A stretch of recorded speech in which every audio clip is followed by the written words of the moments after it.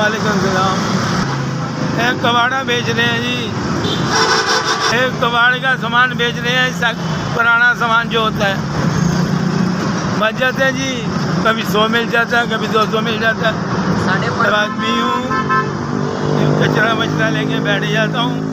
बीवी नहीं है, मेरे 4 बच्चे हैं, बहुत गरीब आदमी हूँ, किराए पे रहता हूँ। किराया पूरा नहीं होता, मैं बच्चों को कैसे पालूँ? बुजुर्ग आदमी हूँ, मेरे अलावा कोई कमाने वाला नहीं है। माँ बीवी मेरी मर चुकी हुई है, 4 बच्चे हैं, उनको पालना है। बेच के घर में पूरा नहीं होता, क्या करें?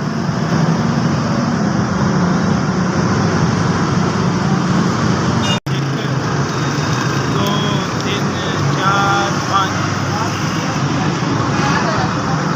पहले भी आपने मदद करी थी। अल्लाह ताला आपको खुश रखे, बात रखे, उनको सलामत रखे अल्लाह ताला, और उनको इज्जत देवे। गरीब की मदद की थी आपने, पहले भी मदद की थी, उन्हें भी मदद की थी आपने। जिन्होंने भी भेजे हैं अल्लाह ताला उनको खुश रखे, बात रखे, खुश रहे।